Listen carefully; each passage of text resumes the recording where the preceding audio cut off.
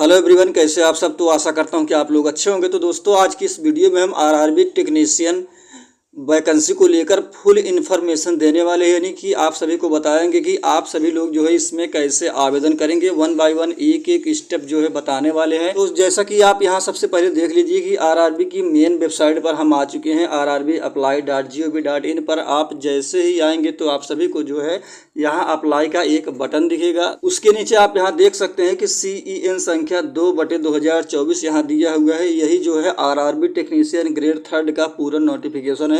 आप इसको लेकर पूरा पढ़ सकते हैं। तो आगे हम चलते हैं। जैसा कि आप यहाँ देख सकते हैं कि जैसे हम अप्लाई वाले बटन पर क्लिक करेंगे, यहाँ दो ऑप्शन आपके सामने खुलकर आएंगे। एक जो है क्रिएट अ न्यू अकाउंट, उसके बाद एक ऑलरेडी हैव एन अकाउंट, यानी कि अगर आपके पास आरआरबी पर पहले ही आपने आवेदन किया है तो आप ऑलरेडी हैव एन अकाउंट पर क्लिक करेंगे।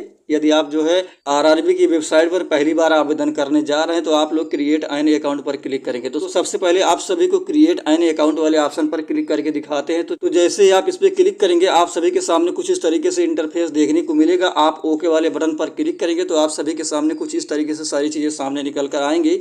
तो आप यहाँ देख सकते हैं कि आप अपनी नेशनलिटी भरेंगे, उसके बाद फुल नेम, फिर उसके बाद आप अपना रीटाइप फुल नेम भरेंगे। आप यहाँ देख सकते हैं कि इसमें एक ऑप्शन दिया हुआ है कि have you changed your name, यानी कि आपसे यह कहा जा रहा है कि यदि आपने रेलवे की वेबसाइट पर पहले आवेदन किया है और इस बार जो है आप अपना नेम चेंज करना चाहते हैं तब आप येस कीजिएगा। अगर आप अपना नेम चेंज नहीं करना चाहते हैं तो आप जो है नो कीजिएगा। उसके बाद आप अपनी DOB डालिएगा, जेंडर डालिएगा, फादर्स नेम डालिएगा, मदर्स नेम डालिएगा। उसके बाद जो है आप यहाँ अपना आधार नंबर डालेंगे। वेरीफाई यूजिंग आधार वाले ऑप्शन पर क्लिक करेंगे, आपका आधार कार्ड जो है वेरीफाई हो जाएगा। आप लोग एक चीज़ अवश्य ध्यान दीजिएगा कि जो भी डिटेल्स आप यहाँ फिल करेंगे हाई स्कूल के मार्कशीट के आधार पर ही सारी चीज़ें यहाँ फिल करेंगे। आगे जैसे चलेंगे आप अपना यहाँ ईमेल आईडी डालेंगे, उसके बाद उस पर एक OTP आएगा, उस OTP को यहाँ फिल करेंगे तो आपका ईमेल आईडी वेरीफाई हो जाएगा। उसके बाद आप अपना एक मोबाइल नंबर डालेंगे, मोबाइल नंबर पर एक OTP आएगा, उसको यहाँ फिल कीजिएगा। उसके बाद आपका मोबाइल नंबर वेरीफाई हो जाएगा। तो जैसे ही आप आगे बढ़ेंगे यहाँ आप अपना एक पासवर्ड बनाकर डालेंगे, जो एक स्ट्रांग पासवर्ड है। पासवर्ड में आप सभी को बता दें कि कम से कम जो है कैपिटल लेटर, स्मॉल लेटर और एक स्पेशल कैरेक्टर एंड नंबर इसमें जो है मिक्सचर होने चाहिए, यानी कि चार चीज़ों को मिलाकर जो है आपका पासवर्ड यहाँ डाला जाना चाहिए। यानी कि आप यहाँ अपना पासवर्ड बना के डालेंगे, उसके बाद कन्फर्म पासवर्ड बनाएंगे। कैप्चा जैसे ही फिल करेंगे उसके बाद preview and create an account वाले ऑप्शन पर जैसे ही क्लिक करेंगे तो आपका जो है अकाउंट क्रिएट हो जाएगा। अकाउंट क्रिएट होने के बाद जो है आप सभी को बैक आना होगा। बैक आने के बाद आप सभी को कुछ इस तरीके से पुनः इंटरफेस देखने को मिलेगा, यानी कि अप्लाई वाले बटन पर जैसे ही आप क्लिक करेंगे उसके बाद आप जो है ऑलरेडी हैव एन अकाउंट वाले ऑप्शन पर क्लिक करेंगे। जैसे ही आप इस पर क्लिक करेंगे तो आप सभी को जो है कुछ इस तरीके से इंटरफेस देखने को मिल जाएगा। तो जैसे ही जो भी चीज़ें आपने रजिस्ट्रेशन करते वक्त यानी कि मोबाइल नंबर, ईमेल आईडी डाली थी वहाँ आप इतना डालिएगा और पासवर्ड अपना डालिएगा। उसके बाद कैप्चा यहाँ फिल करके लॉगिन वाले बटन पर क्लिक कीजिएगा। तो लॉगिन वाले बटन पर क्लिक करते हैं। तो जैसे ही लॉगिन वाले बटन पर आप क्लिक करेंगे आपको कुछ इस तरीके से इंटरफेस देखने को मिलेगा, यानी कि आप ऑनलाइन एप्लीकेशन वाले ऑप्शन पर क्लिक करेंगे। ऑनलाइन एप्लीकेशन वाले ऑप्शन पर क्लिक करने के बाद जो है आप सभी को कुछ इस तरीके से इंटरफेस देखने को मिलेगा। यहाँ आप देख सकते हैं कि CEN नंबर 2/2024, यानी कि जब से यह आवेदन शुरू हुआ है 2/10/2024 से लेकर 16 अक्टूबर 2024 तक आप सभी से आवेदन मांगे गए हैं।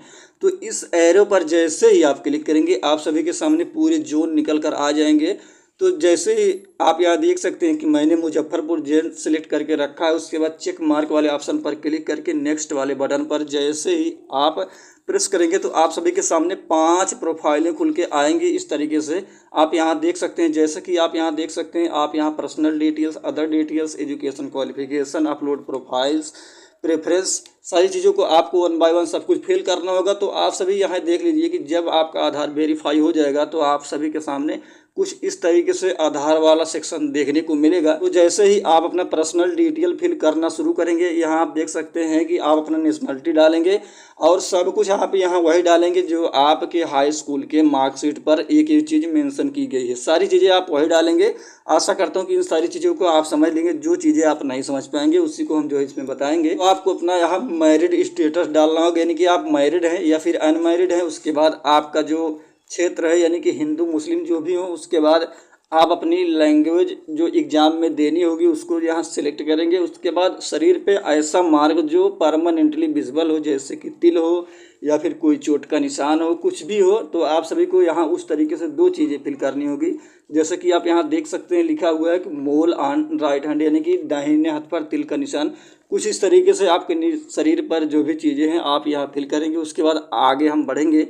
कम्युनिटी डिटेल्स में आप यहाँ देख सकते हैं कि आपकी कम्युनिटी क्या है, यानी कि ओबीसी, एससी, एसटी जो भी हैं आप इस तरीके से डालेंगे। उसके बाद आप सभी को बता दें कि एक चीज़ इसमें काफ़ी ज़्यादा प्रॉब्लम देखने को मिल रही है स्टूडेंट को। आप सभी को बता दें कि यदि आप जो है ओबीसी कैटेगरी से हैं और आप ओबीसी कैटेगरी का फ़ायदा लेना चाहते हैं तो आप जो है इस एरो पर क्लिक करके एस वाला कॉलम जो है सिलेक्ट करिएगा। उसके बाद आप अपना सर्टिफिकेट नंबर यानी कि जाति प्रमाण पत्र का नंबर, उसके बाद जाति प्रमाण पत्र जिस अधिकारी द्वारा जारी हुई है जैसे कि तहसीलदार वगैरह, यहाँ फिल कीजिएगा।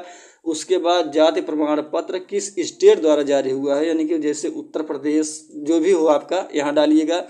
उसके बाद जाति प्रमाण पत्र कब इशू हुआ है उसकी डेट आप यहाँ डालेंगे। तो इस तरीके से जैसे ही हम इन सारी चीज़ों को डालते हुए आगे बढ़ेंगे तो आप यहाँ देख सकते हैं कुछ पोस्टल एड्रेस और परमानेंट एड्रेस आपको यहाँ फिल करने हैं। जैसे आपका राज्य कौन सा है, डिस्ट्रिक्ट कौन सा है, एड्रेस पूरा फिल करेंगे, विलेज टाउन सिटी क्या है, पिन कोड क्या है। यदि आपके प्रेजेंट एड्रेस और परमानेंट एड्रेस सेम है तो आपको जो है जाहिर सी बात है इस पर चेक मार्क करके जो है आगे बढ़ जाना है। आगे बढ़ने के बाद सेव एंड नेक्स्ट वाले बटन पर जैसे ही क्लिक करेंगे तो आप सभी के सामने जो है कुछ इस तरीके से सारी चीज़ें खुलकर आ जाएंगी। यानी कि आपने अब तक पर्सनल डिटेल्स और अदर डिटेल वाला कॉलम भर दिया है। तो आप सभी को अब आपको यहाँ अपनी एजुकेशन क्वालिफिकेशन डालनी होगी, यानी कि आप कौन से योग्यताधारी हैं। जैसे ITI हो गया, NAC हो गया, ITI हो गया, 10+2 हो गया, तो जो भी कुछ है आप यहाँ डालेंगे। सबसे पहले आप सभी को बता दें कि आपको हाई स्कूल की मार्कशीट यहाँ अपलोड करनी होगी।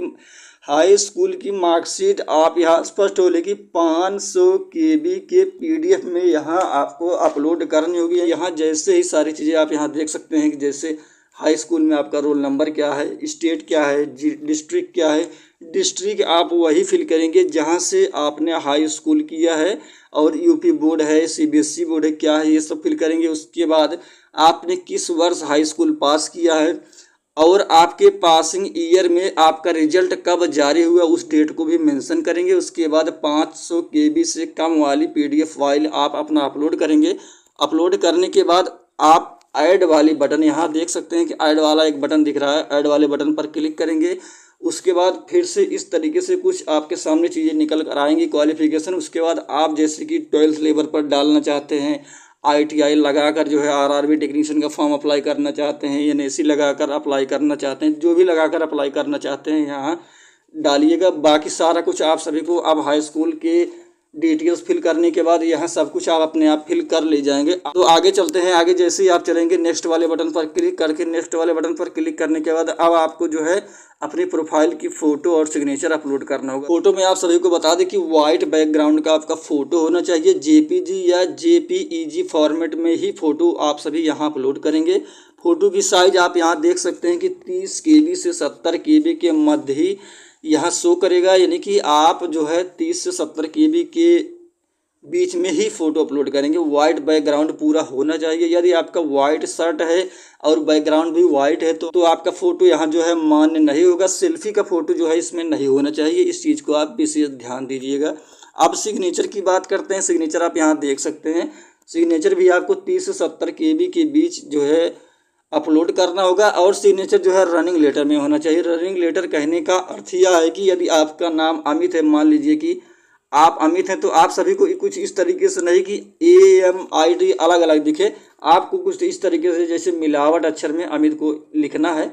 तो यही जो है रनिंग लेटर कहलाता है। तो रनिंग लेटर इस तरीके से आप सभी को देखने को मिलेगा। जैसे ही आप अपना फ़ोटो सिग्नेचर अपलोड करेंगे, सेव एंड नेक्स्ट वाले बटन पर क्लिक करेंगे, उसके बाद आप सभी के सामने जो है पोस्ट प्रेफरेंस का ऑप्शन खुल के आ जाएगा। तो जो भी आप पोस्ट प्रेफरेंस देना चाहते हैं, जैसे अगर आपने 12th लेवल पर अप्लाई किया है तो आपके पास केवल जो है ECR टेक्नीशियन ग्रेड 3 का ही ऑप्शन देखने को मिलेगा। हालांकि अगर आपने ITI एलिजिबिलिटी डालकर आवेदन किया है तो आपके सामने 3-4 पोस्ट आएंगी। पोस्ट प्रेफरेंस कहने का अर्थ यह है कि आप जो है किस क्रम में किस पोस्ट को वरीयता देना चाहते हैं। जैसे ही आप प्लस वाले आइकन पर क्लिक करते जाएंगे। जो भी पोस्ट प्रेफरेंस पहले दूसरे तीसरे नंबर पर देंगे यहाँ आपकी 1 बाय 1 दिखना शुरू हो जाएगी। तो मान लीजिए कि आपने अपना पोस्ट प्रेफरेंस अच्छे से चेक कर लिया। जब आपका पोस्ट प्रेफरेंस अच्छा हो जाए उसके बाद आप इस वाले ऑप्शन पर क्लिक करेंगे। उसके बाद डिक्लेरेशन का ऑप्शन आएगा। डिक्लेरेशन वाले ऑप्शन पर आप सब कुछ 1 बाय 1 क्लिक करेंगे। 1 बाय 1 क्लिक करने के बाद आप अपना यहाँ प्लेस डालेंगे जहाँ से आप आवेदन कर रहे हैं। उसके बाद आप जैसे ही आगे बढ़ेंगे तो आप सभी को कुछ इस तरीके से जो है इंटरफेस देखने को मिलेगा, यानी कि प्रीव्यू एप्लीकेशन। इस पर आप क्लिक करेंगे। इस पर क्लिक करने के बाद फीस पेमेंट का ऑप्शन आएगा। फीस पेमेंट में आप सभी को बता दें कि जनरल ओबीसी के लिए 500 रुपये है, SC ST के लिए 400 रुपये है। तो सारी चीज़ें आप सभी के सामने जो है निकल कर आ जाएगी। हालांकि आप सभी को बता दें कि आप अपना आवेदन फीस जमा करने के बाद जो है संभाल कर रख लीजिएगा। आपकी फ़ीस जो है एग्ज़ाम में बैठने के बाद 400 रुपये आपके खाते में ट्रांसफ़र कर दी जाएगी। ओबीसी जनरल वालों की और SC ST वालों की 400 रुपये पूरे जो है ट्रांसफ़र कर दी जाएगी। तो इस तरीके से सारी चीज़ें हैं। हालांकि इसको लेकर कोई भी डाउट्स अगर आपके मन में है तो आप जो है कमेंट में कमेंट करके अवश्य बताइएगा। मैं कोशिश करूंगा उसको सॉल्व करने की। बहरहाल इस वीडियो में इतना ही। मिलते हैं किसी अन्य अपडेट के साथ, तब तक के लिए जय हिंद।